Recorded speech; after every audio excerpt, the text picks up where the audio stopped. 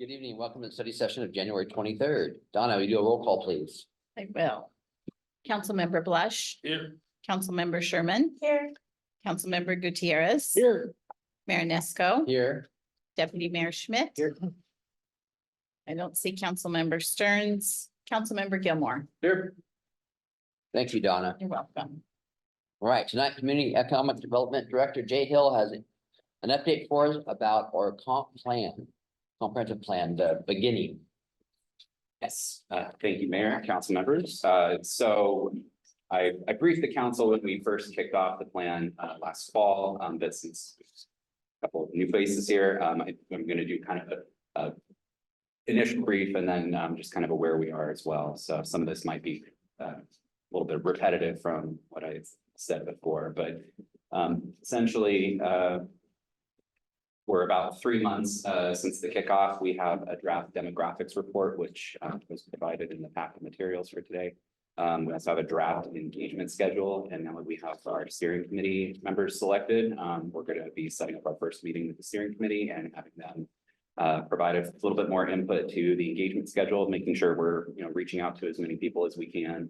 Our outreach, and I'll go into it a little bit later, is not just about just telling people what we're doing, but actually proactive engagement. This is the plan for the future of the community. We want to make sure that we're getting people's input. We're being able to distill that all into a plan that reflects what the community wants, not just a few people who show up. Thank you. Good. We show the record that Councilman Stearns is here. Yes, I am. Thank you. That's good. Go ahead. So we've been going through data collection and identifying our steering committee. That was our work for the end of 2023. Now with 2024, we're kicking off public scoping and kind of taking all of the data that we've collected from the demographics reports and other things, and then projecting that forward. What do we need for the future? How much we be planning for? Part of that, we're going to use traditional baseline growth rates because there still is infill development. There's houses getting taken down and two going up in place and so on.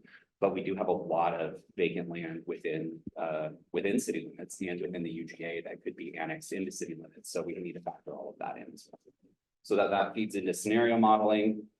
We kind of look at different growth models and whatnot, and then we come up with our plan, our recommended action, and a couple of alternatives. We do the draft environmental impact statement. And then we take that through to an implementation strategy, not just, hey, here's a plan. These are some cool things we want to see in our community. How do we get there? How do we fund it? How do we plan for this so we make sure that it actually happens? I don't like plans that just sit on shelves. It's a waste of everybody's time and energy and excitement. This is an opportunity for us to identify how we're moving forward with the things that the community is agreeing.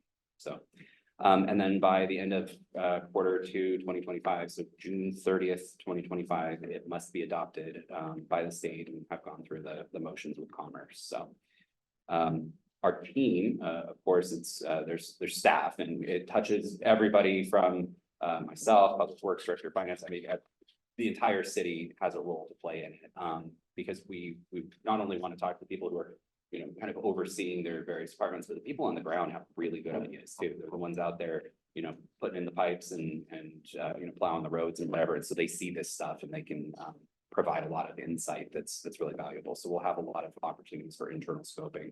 Come back to the council a couple of times, steering committee. There's these other opportunities to make sure that we're getting as much as we can from the community.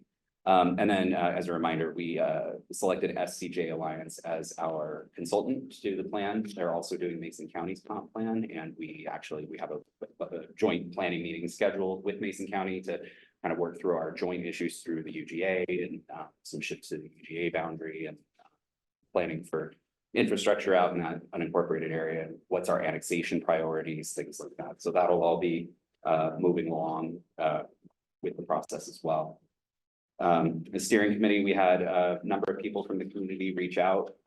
We selected 6 residents of the city, and Councilmember Gutierrez volunteered to be liaison, and the mayor tonight also requested to be on the committee. So we're full up now, and I'll be sending out meeting invites for the second Tuesday of every month. Hopefully we'll be able to have a quick steering committee meeting hour before the council meetings, and they were kind of getting it done in one night, and a couple of the same people are.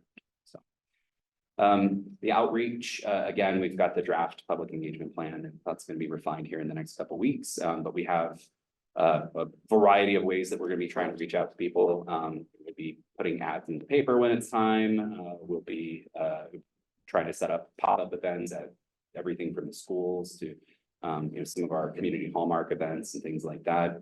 I've already started what we call the roadshow, where I'm going out to various organizations and kind of giving people the heads up. I already spoke to the realtors, November, I think it was. And I going to Kiwanis, Rotary, and a couple of other groups over the next couple of weeks. So I've got one tomorrow morning at 7 a.m. So I'm just taking it out and taking the message that right now, this is what we're kicking it off. We're in the what's called the scoping phase, where we're really trying to define what is the scope of our project, what are the things that we want to evaluate. And basically, there's no bad ideas right now. We throw everything into the hopper and see what shakes out. We had one of our staff here came up to us after the first staff touch on this and said, man, we should have an ice rink. We need an ice rink for youth sports here. There's nothing, you have to go all the way to Tacoma or Bremerton. And I just in passing mentioned that to our state delegation, and they were very excited about that because two of them play hockey. And so, there's some possibilities that, no matter what the idea is, let's put it in, let's see what happens, let's see how it shakes out. So let's see if there's a place for it, if we can fund it, if it's something that we can make happen. And, we'll eventually rank, prioritize and get stuff into the plan. It's not a guarantee, but we want to hear everybody's ideas because you never know what's going to pop up that could just really be very transformative for the community. So our engagement objectives, we want to not just inform residents, but we want to give everybody, participants, more ownership in the outcome of the planning process. And we want people at the end of the day to be able to say, yeah, I heard about this, I was there, they listened to me.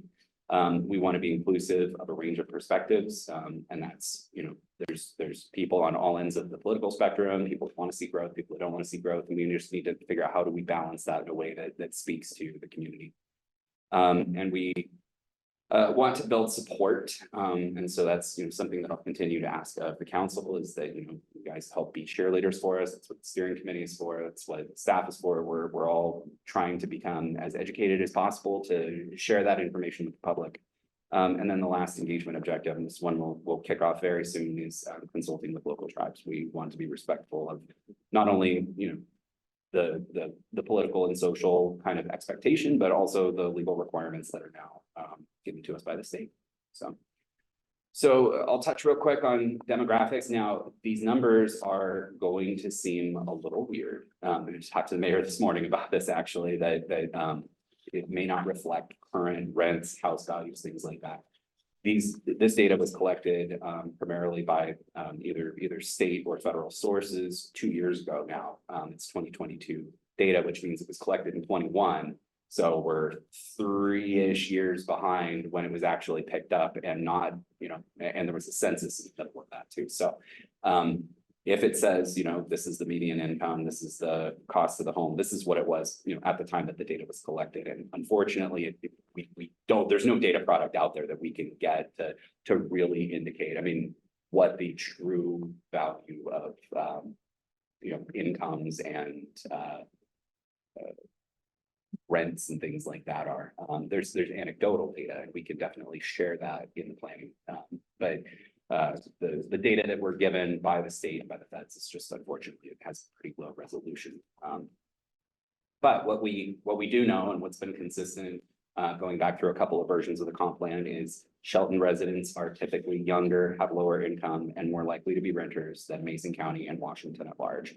And it is a less expensive community to own a home in Washington state versus even the unincorporated county. And so those are things that we see that we need to plan for. When we have a community that's younger and more likely to rent, we need places for them to rent. We need support for families. We need more daycare. That's a huge thing that we've been hearing from people already, is that there's just not enough places for children. I have a small child. I live in Olympia, but I have the same crisis there too. It's just really poor access to daycare. So, and I know the state is working on some fixes, but we'll see when those come to our town. Growth rates, as I mentioned just a little bit earlier, we had originally anticipated that our town was gonna grow pretty substantially. We had a couple of development projects in the pipeline. We had some growth rates that were pegged based on historical numbers, and then it kind of plateaued. Between 2017 and 2023, our actual resident count, based on building permits, based on the OFM population data, only increased by a couple hundred residents, while Mason County grew by a much larger amount at that time. We want to make sure that we're planning effectively, that we're not basing things on population that's never going to be here. And we also want to make sure that we're doing such a job that if we exceed those numbers, we've also baked that in as well. So that's where the development scenario planning comes into effect. And if anybody has any questions while going, please just jump in, because I'll just keep going. Another demographic challenge. So I mentioned there's the high volume of renters versus occupied, and we simply just don't have kind of the larger apartment complex mix.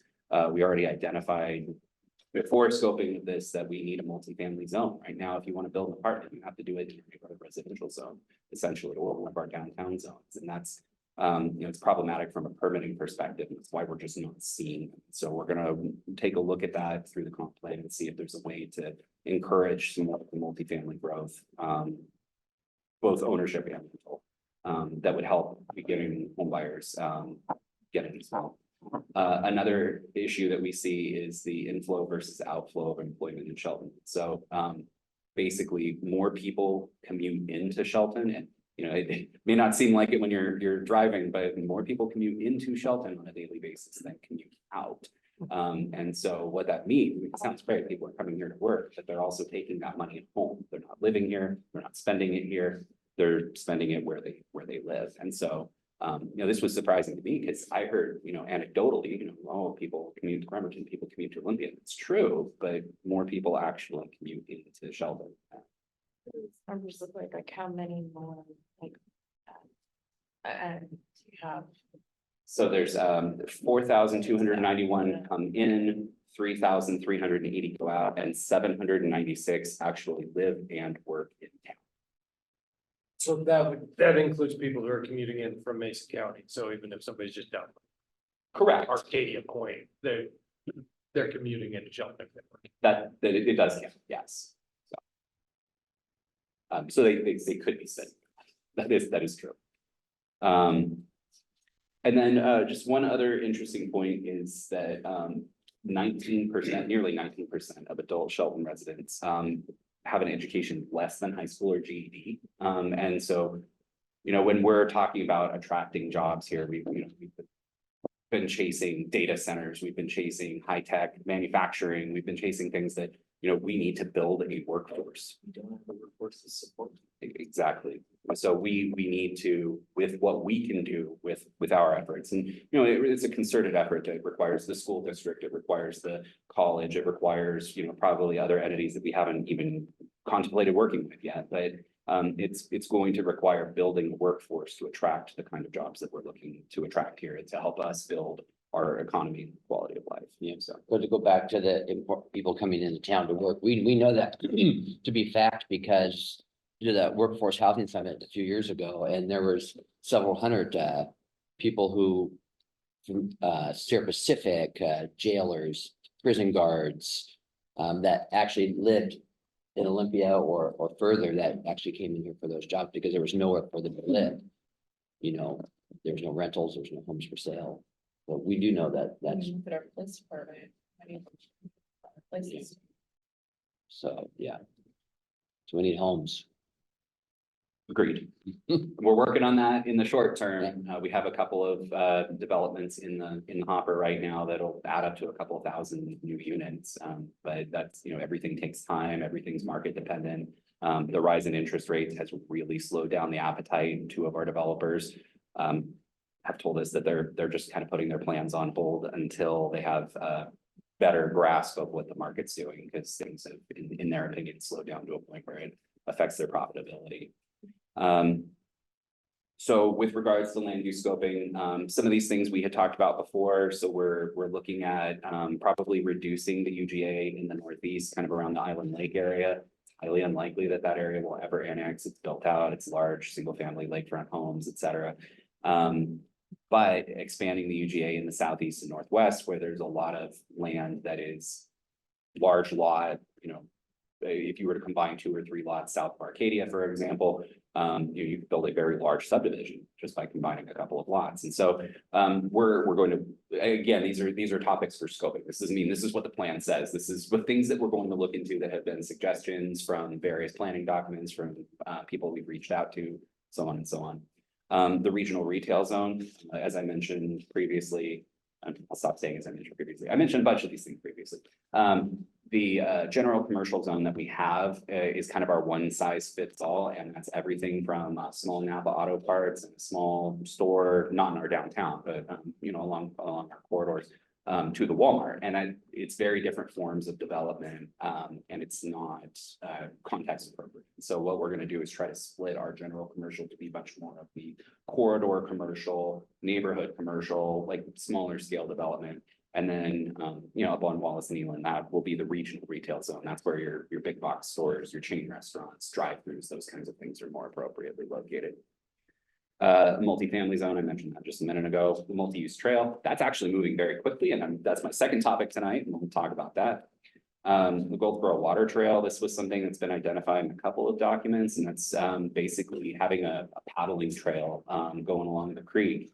There's some physical and ecological barriers to doing that, but we own a bunch of access points.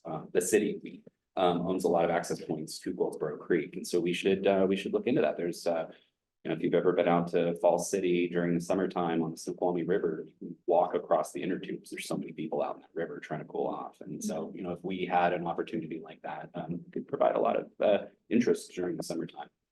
Access to Oakland Bay. As a landowner in this town has told me, we're a waterfront community without access to the waterfront. And we need to work on that in a lot of creative and unique ways, and we need to increase our residential density downtown. The more we can focus our growth downtown, it costs us less for infrastructure, which makes it pay for itself a little bit better. Newly identified topics and requests. So the Shelton Creative District, this was identified in the 2015 downtown plan.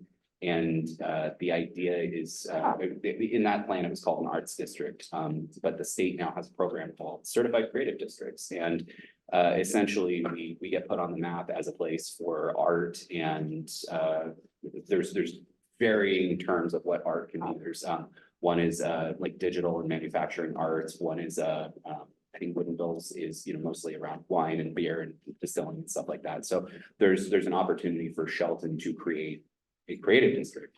And we've already identified a couple of, we've begun the application process. We've got some support from Blue Zones. If any of you have been involved in the Blue Zone summits and things like that, they identified this as one of their priorities for action. And so they're giving us support from their consultant to do some landscape architecture work to help us with the application.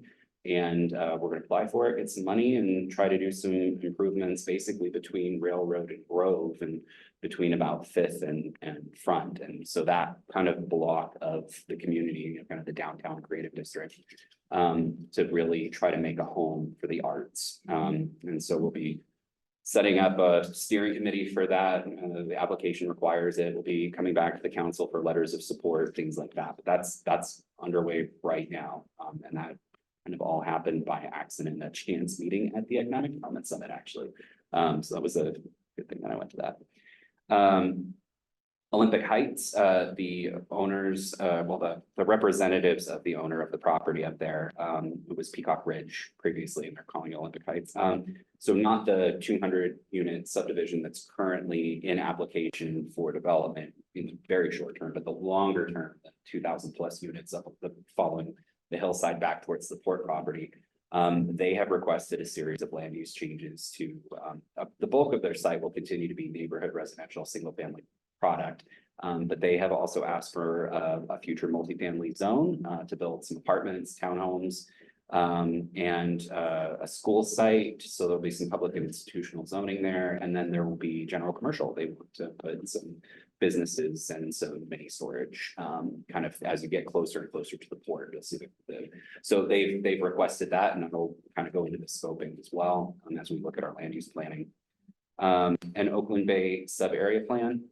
So that there's been a lot of interest from people wanting more access to the waterfront, people who are concerned about what happens if the mill closes, what happens to the property, what happens if, you know, there's just a change in interest or ownership or whatever.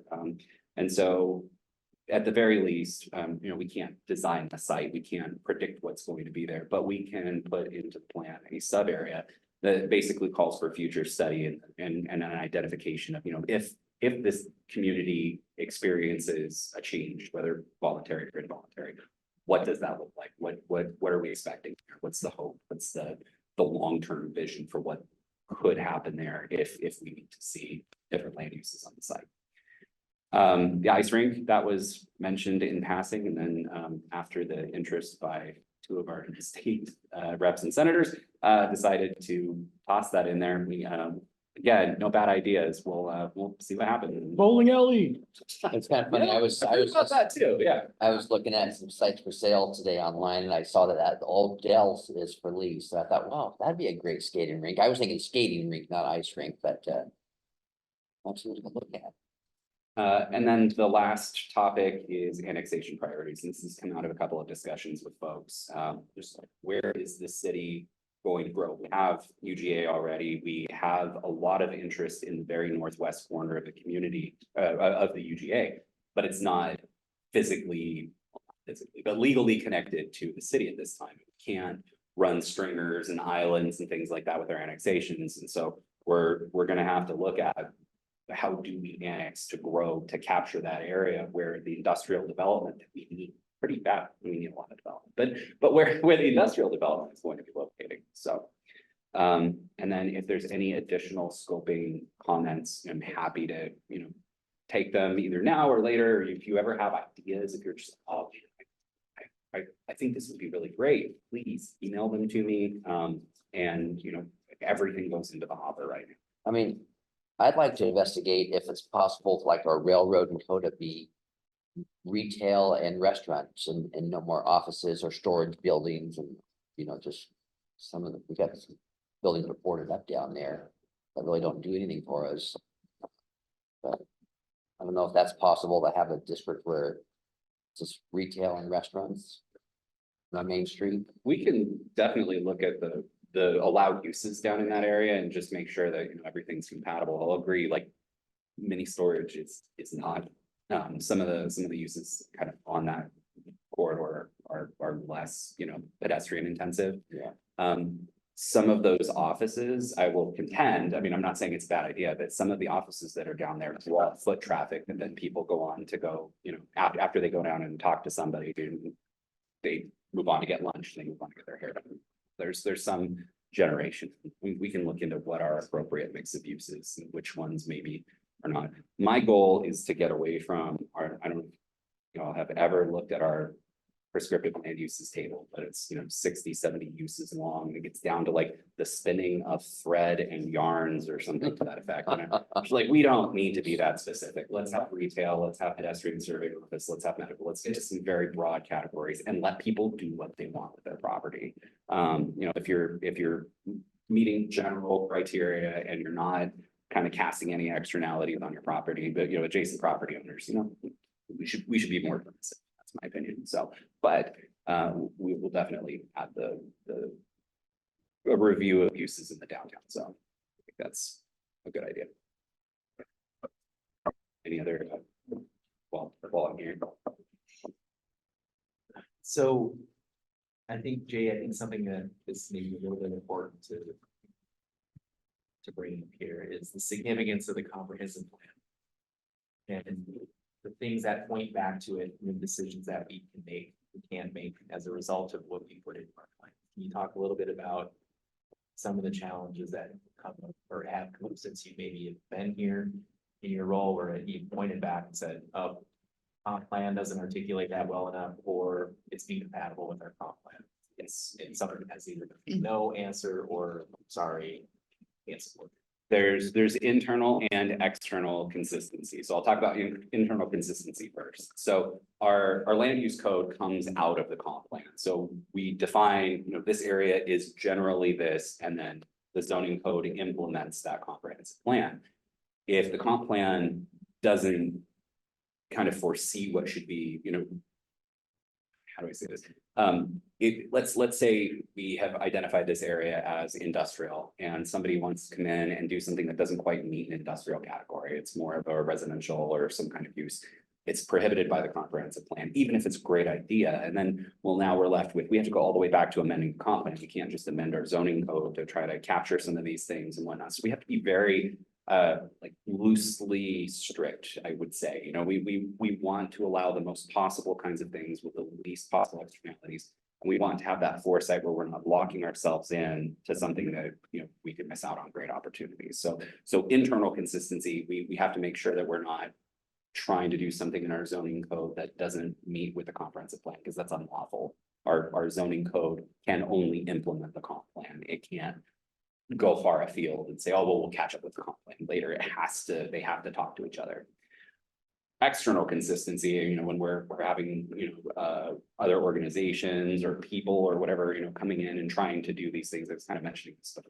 Like if they have an idea, if they own some property and they want to see something happen, and if there's a very clear policy that this can't happen on the site, the height limit is only this, if we get too in the weeds on some of the comp planning items, it makes it difficult to accomplish. And then to follow along with that, if we want to get funding for various projects, if we want to get letters of support, if we want to, basically to show that the community is behind this effort, the comp plan is the place to do that. And if we go to DOT and say, hey, we need money for a roundabout here or something like that, sorry to pick DOT, but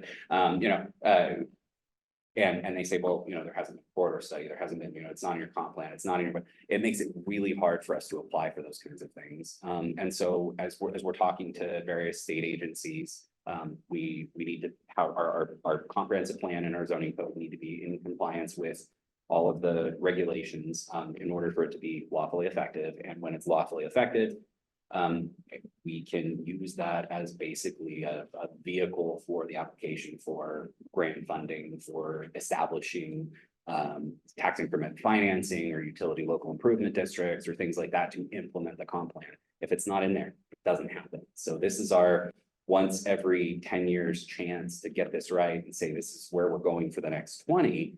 And we'll have a chance. I mean, if we don't do it right the first time, there is another periodic update, it'll come, or we can always amend it. And it's not that I want to spend a bunch of time amending something we just approved, but if we find that, we need to tweak it to make it right, it's a living, breathing document. This isn't, once we build it, it's anchored.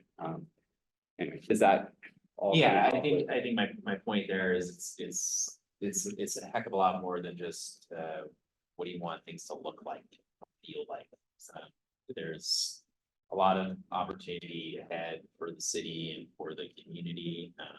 Our plans need to reflect where we want to go. Otherwise, we're not going to get funding for it. Yeah, I guess this is the thing. Ultimately, it'll be the city council that makes the decision on approving this plan. So in 3 years, when people are complaining about the UGA boundary lines, it'll be our decision of where those lines get drawn ultimately, right? And also, this is also how we plan on where we're gonna spend our money on water, sewer. Right. Stormwater, infrastructure, Paths, yeah. anything that we physically need to construct or maintain, absolutely. So there was mentioned before, I think it was Councilmember Schmidt said that we should start thinking really big if we want to, get access to large federal grants like the Recompete Act. So this is that opportunity, right? Like we can say, I want everyone to have high-speed internet in every city of Shelton, you get high-speed internet. I mean, that's the way to attract people and think about, hey, we moved to Shelton, we get high-speed internet. I mean, we should think big like that, or we want turnarounds so that it will increase our flow of traffic instead of traffic signals. So I'm sorry, I'm not cutting you off, but I think maybe what you're getting at is we're gonna establish as well, like, this is what level of service we wanna see in the city for traffic, Correct. for access to broadband. Should we think about Right. going up to C level or B level, not D level? Should we, is that how? That's how I'd like to see our comprehensive city plan. I'm lucky that I'm on. Thank you for selecting me council and city. But I'd like to talk about those things and go big and think big. And if we miss, then hey, we were in that attempt and we gave it our best shot. And there is the utilities element, so like things like broadband access goes right into that. We can feed from the community broadband action plan that was done earlier this year and funnel that right in, and we'll be reaching out to the utilities and things, so that's an excellent point, like, these are the kinds of things, like, the infrastructure. A lot of people, I mean, at least in my experience, think economic development is like, you know, giving tax breaks to people to come build their companies or something. We can't do that in Washington. Like, if you're in like the South, you can cut huge tax breaks for people in the town. We can't do that here. It's unlawful. So what do we have? We have to build the best infrastructure possible, and that's everything from fiber internet to streets with sidewalks, right? And so we'll, you know, the best thing we can do for And everyone. build our water system Is help large scale. enough to have a large capacity for the future. Exactly. Not think small and just surviving. And where we're at right now, telling developers, we'll wait 18 months until we can get the new, you know, pump station online before you can have water, and people will walk away from that. And we need to have the capacity ready to go for people, to build, to develop, to invest in this community. And this also affects schools and PUD and other, you know, agencies, not just us in the county. I mean, it's, you know, the schools have to plan for this too. Yes. So if we think we're gonna have 3,000 more kids in 20 years, they need to find room for 3,000 more kids.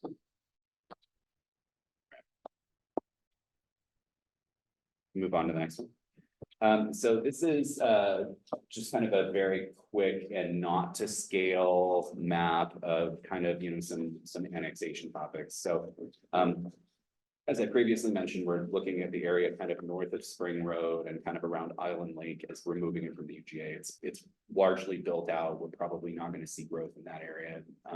The residents of that area aren't particularly excited about the idea of annexation. But we still need to maintain our UGA at a size to meet our projected growth for the future. So we need to look at areas, where do we expand the UGA? And kind of right now, it's kind of the area, you know, towards the southeast, kind of between Dickinson and Arcadia, kind of along the corridor along Highway 3 out to 101, kind of, you know, where we've got good highway access. And then there's maybe some areas that we, you know, need to look at annexing more quickly to bring our services out. So we've had the green areas are people who have reached out to us with recent interest for either annexation or at the very least extension of utilities, which our extension of utilities requires annexation, or at least a waiver of no protest annexation. We also have a bunch of waivers on file from previous projects that have received our utilities. And so we could annex those properties at any time because we have those extension agreements. And so, you know, those are other logical areas for the city to start bringing in and receive the tax base. I have a question for those red areas with those, how would that change for them if we went ahead and annexed them? So it would depend on the manner of annexation and a couple of other things, but generally speaking, not a lot changes. Like their on paper service provider is different. Their on paper taxation authority is a little bit different, but I mean, They can vote. right, they can vote in town. And it's also, I mean, like, you know, does Mason County actually respond to the little island that's you know, up off of what is that, like Adams up in that area? Do they actually respond, or is it city police that are already responding to these unincorporated areas, you know, Tall Timbers, you know, is it the city or is it the county? Who's actually responding? So a lot of it's not actually going to change. It's still the same fire district. It's still in previous annexations I've done in other cities where there were already established neighborhoods and they were coming in for utility purposes. There was a fear that, you know, we're going from the county to the city and our taxes are going to go way up. We actually found that because we have to do a flyer to show the bonded indented funded indebtedness. We have to show like what the impact is to your taxes for doing it, and most of the annexations that we did while I was in Redmond showed that their taxes went down by coming in from King County. So, once people see that, they're like, really? That doesn't sound right. About it all the time. What happens to me if you annex us? So I just thought I'd ask it out loud. That's the case, do these red areas just represent areas that we're basically surveying, but we're not collecting taxes from? We are already serving water and sewer utilities there, but we're we're like practically serving some of them, but with our other services, but not. So like those two islands, like the one over by Callahan and the one up North Cliff, right? Every one of those residences is accessible off of the city street. If there's a fire in any one of those houses, they're gonna be pulling off the city fire hydrant. None of them are paying taxes into the city. They're not paying for the road utility, they're not paying for any of that. Do we maintain those roads? Yes. Uh, Not we- in their, not in the- up into their neighborhood, right? Okay. So we're not collecting any. Yeah, there's a few weird pockets in town. Well, and I'm sure their kids go to school in town. If they have kids. North Cliff has houses on the right that are county and houses on the left that are city, and And up until recently, well, at least technically still, those little pockets are paying their fire protection taxes to Fire District 11, which is Island Lake, not Central Basin, which is gonna, like you were saying, is actually underfunded. But now they're contracted with services and annex, it's their story. But up until last year, that house is on fire, technically it was an Island Lake Fire's call, and then the city would have been back here. So how is it advantageous to us if, at the city? If we go ahead and annex those red ones? So it really depends on what the state of like roads and the services that we're already providing there are. So like if the roads are newer, like in a lot of cases, these waivers are, within the last 20 years. So, streets are in decent shape, whatnot. There's not a huge cost for us to annex. We have to provide, our contracted fire service and our police and our planning services are, whatever kind of responses.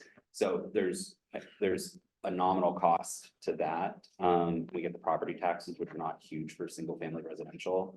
So the benefit of this is we have a cleaner boundary. It's more clear, instead of, well, they're paying their taxes to the county, but through mutual aid, it's our response to their property. And like, it cleans that all up. Yeah, Those little red spots would be really confusing if you were an officer and you're like, it's a county or a city that needs to respond to that. I could see how that could be really complicated. there's a couple of streets just a block away from A&W that are on sewer. Septic, you mean septic? I meant septic, sorry. I meant septic and not sewer. Like Jones Road headed out Arcadia Road, Jones and that other one where there's several septics up at Redner's. Dickinson or, Yeah, Yeah. yeah, but the ones that, that run down also.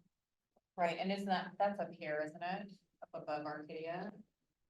That. That kite one on the bottom, where is that exactly? I'm looking. That's we're right, Fairmont. Is that by like Chevron up there? Yeah.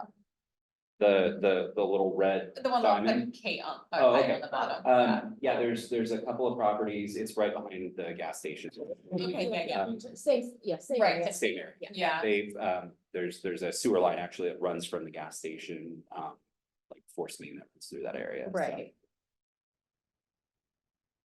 So again, like and a lot of people, I mean, on a daily basis, whether it's the animal shelter, or the planning department or whatever, I get calls and they'd be people, oh, I'm in the city of Shelton. When you actually show them on a map, no, you're really not, you're in the county, you go talk to the county. Yeah. Oh, people in Timberlake think they live in the city of Shelton. On Lake. People in our state, I mean, I get it all the time, but it gets very, very confusing in the UGA system. So. So these are things that we're gonna be looking into is, what's our annexation priority? What do we want to bring in sooner than later? And what do we maybe don't need to annex now? And what do we need to further study? If we need to move our UGA boundary to incorporate the numbers. So it's just, What is study required? What kind of study is required? uh, What do we study? but what's the potential for Okay. highest and best use of the property. Most specifically, what you're seeing here, there's two large gravel extraction operations. How long are they gonna keep operating? How, is there a benefit to annexing them sooner than later due to revenue? Revenue that we could capture instead of the county or something like that. For later. And again, absolutely, what is the highest and best use later for that property? And, do we have it appropriately zoned for what it might be? So when we remove areas from the UGA, do we add the same amount of areas, the same square footage or square miles? It depends on our future population projections, but generally speaking, UGAs don't shrink. So we'll either have to keep it the same or increase it.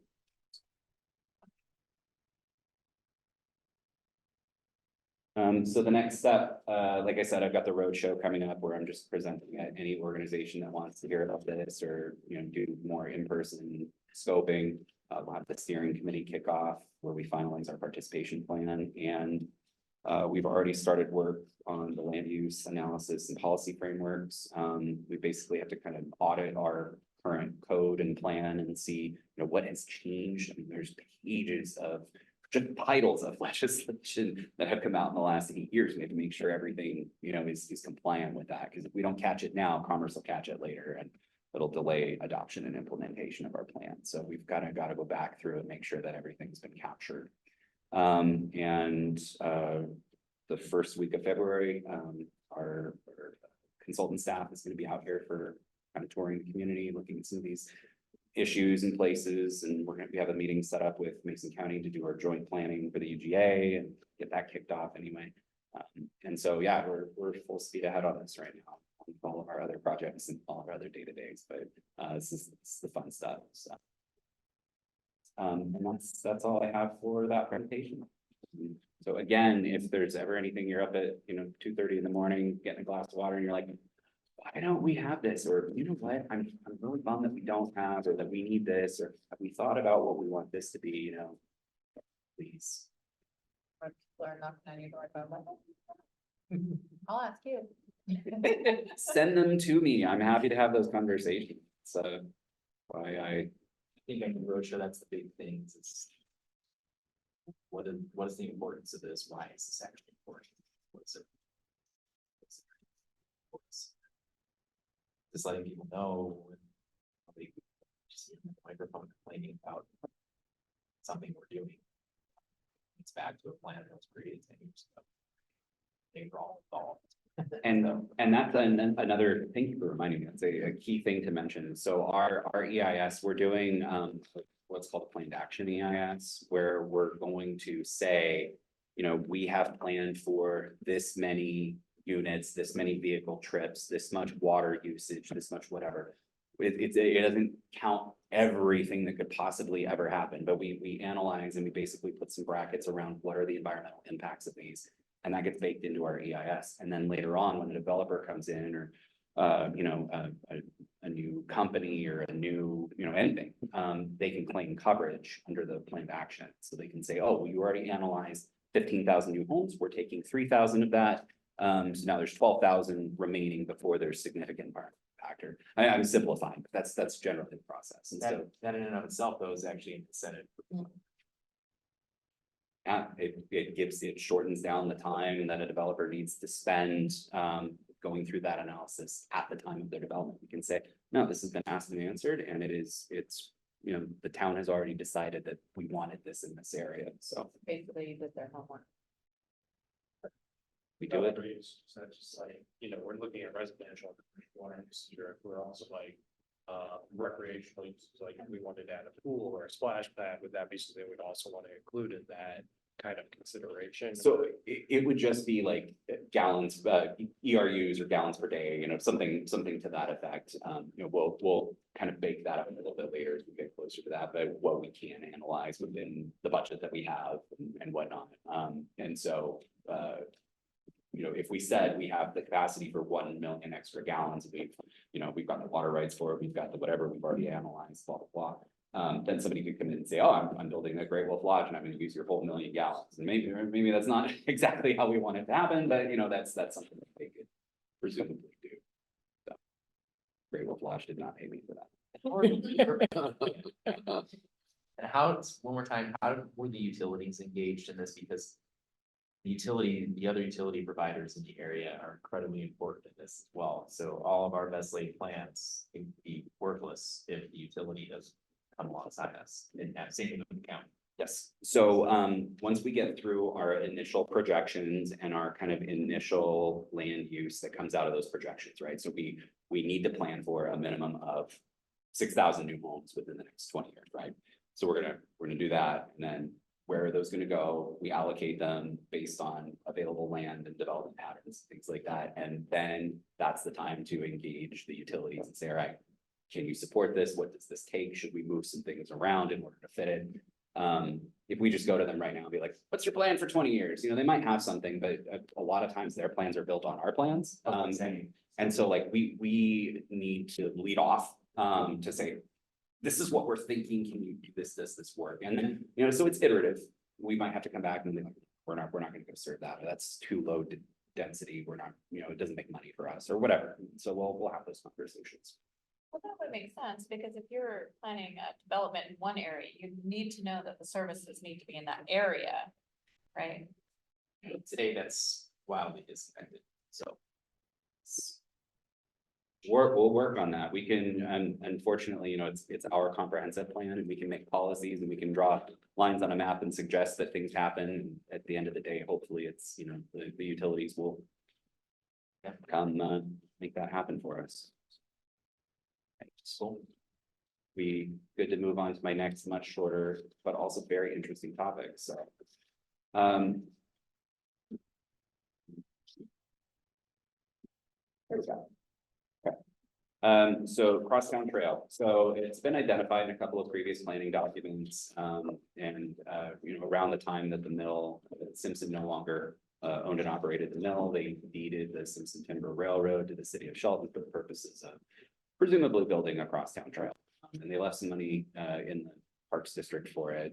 And for I think 9 years now, we've had this rail line running through town, not doing anything. We haven't done anything, you know, haven't come up with a plan for it. We haven't really decided what does the community want this to be, other than someday it'll be a rail trail.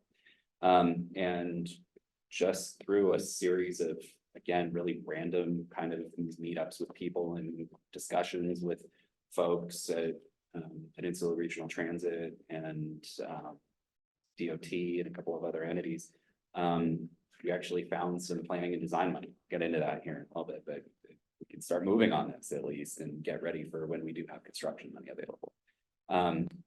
So the concept is a 2.5 mile crosstown multimodal paved path. So if you've ever been on the Burt Gilman Trail in Seattle or the you know, Sammamish River Trail in Redmond or something like that, you know, we're a wide paved separated trail, non-motorized uses, get people out walking, biking, whatnot. So the phase one is basically going to go from the western boundary of the city, well, actually from almost one, because we own the right of way out there, to Neyland Park. It's about 1.5 miles. And then phase two, this is where the recent state money comes in, actually, through the Connecting Communities program, is from Neyland Park to Shelton Marina, and it's about almost 1 mile, and it parallels Highway 3. And so kind of the concept that we're working with, and of course, you know, it'll change as we go through the planning design process, but you know, kind of a 12-foot wide standard paved trail separated from traffic with lights, benches, garbage cans, public art, interpretive signage, all that kind of stuff, and protected crossings of our major streets, Railroad, 7th, SR3, so on and so on. So we currently own, we in the city, own the purple alignment here. And then once it gets to Neyland Park, it just kind of dies. There's not really a defined route moving forward. So this yellow dashed line is just a very preliminary concept. It could be a block over in any direction. It could be a little different.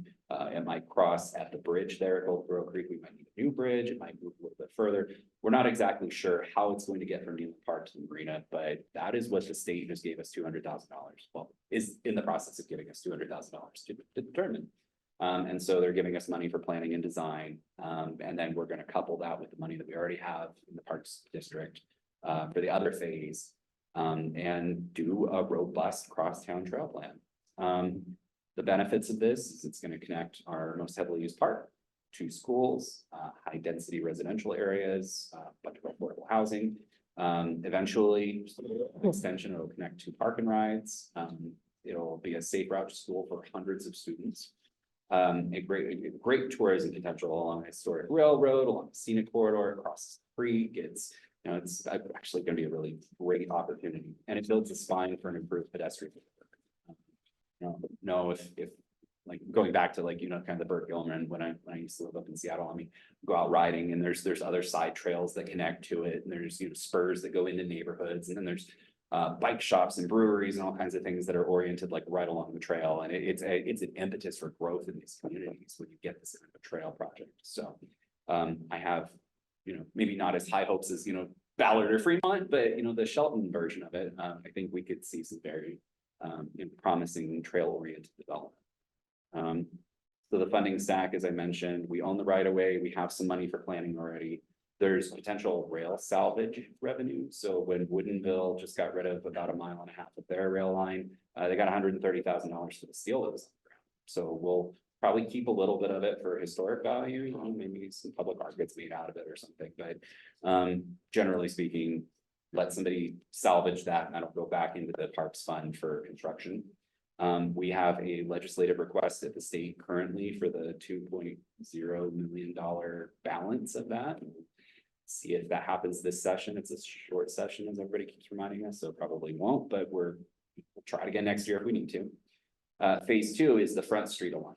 So we've got ample right of way along Front Street between the edge of pavement and the mill property. And so we're looking at what we can do to put the trail kind of just off of the street in that kind of green area right now.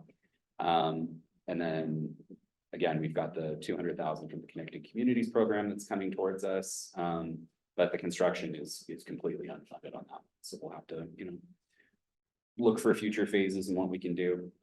When we look at how this ties into some other community planning, I mentioned the Creative District earlier. The Creative District bumps right up to this. So now we're talking about like downtown to an art exhibit, you know, like we're really starting to try to like build some synergy between some projects that we have here. So.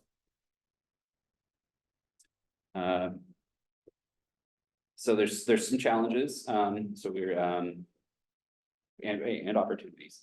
Goldsboro Creek, the rail bridge that's there currently, it needs to be refitted for pedestrian vehicular traffic because we need to send maintenance vehicles across it and things like that. So, but also there's a lot of restrictions on bridges and shading and salmon bearing stream and so on. So we'll have to do it in a way that's respectful to the environment, but also gets people across safely. Also along the Simpson corridor, the right of way widens out to almost 100 feet in some areas. And there's a lot of places where it's, you know, 60 or more. There's the potential to maybe carve some of that off either to sell to adjacent landowners, or some of it already adjoins properties owned by like Habitat for Humanity and some other low-income housing providers. And so maybe they could better utilize the properties that they already own for affordable housing. So there's a concept there, but we'll look through that in the planning process. And then phase 2 with Front Street, just as again, there's no space on the existing bridges, so we'll have to get real creative there. And crossing Goldsboro Creek will be chopped up. And there's truck traffic. There's just a lot of traffic coming down Highway 3. There's a lot of traffic going into the mill. So you know, we'll try to find the best way forward with that, but these are things that we'll have to tackle to get the project done. Probably a discussion for another time is getting these semis off a railroad. They're coming up Highway North, you know, That's something that's south pretty appropriate for the comp plan. We're they- doing, book. we're doing the beefed up transportation plan as part of this, and the contract for that will be coming to you guys shortly. Yeah, the idea is that we want to do a larger look at our like both motorized and non-motorized pedestrian network, or so. You know, there's definitely an opportunity to identify a preferred truck route. It gets tough because there's just not a lot of other ways out to 101. And so if somebody's coming in from, say, Belfair, they can't use railroad. Do they go up North Cliff, or are we diverting it that way? And I'll be back to the bigger discussion.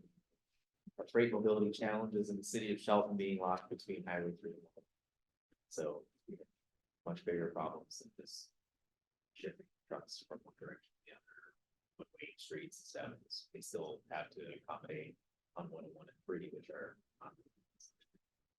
And it's interesting you mentioned that. That's actually why we got the $200,000 in planning funds. This Connected Communities program looks at communities that are bisected by state highways and how do you better integrate different halves of the community after they've been cut by a very busy road. So it'll help us with this part, but it's still a long-term challenge to solve. And we'll look into that with the transportation plan this year. Considered vacating was a time between Builders First Source and the other business across the street. That turn is terrible. It's just the concrete's destroyed and all that, and it's traffic backs up into the roundabout. You just vacated that, you can sell it to Builders First Source or something. Between Subway and Bullersville Source. They run forklifts between the two buildings and stuff. It's not totally safe for traffic, and it just causes traffic to back up. But you just send everybody up. Again, your transportation. It's good. We'll look into that too. So next steps on the trail project is, we'll get the state planning grant funds award. We'll do the planning and design. We'll put out an RFP for that and get somebody to help us with all of that, refine our cost estimates. So we know exactly how much it'll cost. Right now, we're using kind of average costs from the region, about $1.4 million per mile for a paved bike path. Ours might be less because it's a really good high quality, basically rail corridor. But there might be some environmental concerns that cause the cost to go up. We just don't know. And then also we'll have the rail salvage RFP coming out this spring, and the goal is to have construction begin pretty much right after it dries up. So April, May, get somebody out there to pull that off. And following the rail removal, we hope to do some kind of an interim trail.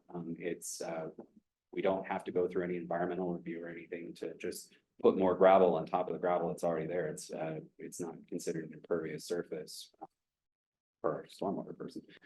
So, if we can at least get an interim trail in there, get people out walking, get people out, and maybe mountain biking, not road biking, but, get something out there, show the value of the community. And then when we're applying for our grants, we're improving an amenity instead of constructing a whole cloth. So, and we'll continue to apply for money and shake the tree and see what falls out and try to get this thing built. These rail trail projects are just really transformative for a lot of communities that have them. So hopefully we'll see some fruit on this here too. So that is my presentations for the evening. Thank you guys for your time.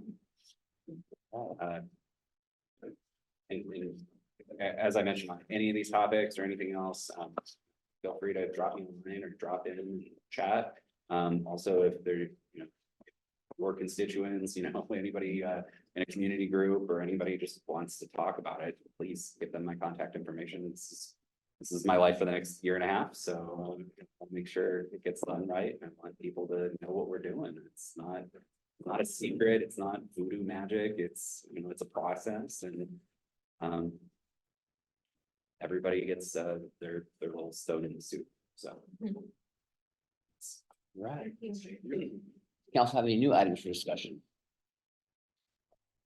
I just want to mention a post that was on social media this week. I'll stop. I know how I feel about those. But it's a huge shout out to thank Officer Pickens. He's such an incredible police officer. My son wanted to play basketball with him for Christmas. Weather and life had prevented it. Officer Pickens stopped by our place and asked my son if they could wait till the weather was better to play, and bought him a football. The kindness and influence has shown that my son means so much. Thank you. And I actually confirmed this Officer Pickens today, and he said, yeah, that's what happened. But I think, thank you, Officer Pickens, for Yeah, that was a really good post, and there was a lot of people from the community that also reached out about that and said a lot of wonderful things about Officer Pickens. I've seen him in action downtown. He's usually pretty glad to be, man. I reached out to him too. He was like, yeah, man, we try to do the best we can in the community. They're great officers and they care about their. So just want to mention that, I read that. Love that. All right, anybody else have any new items for discussion? All right, meeting is adjourned at 6:59 PM.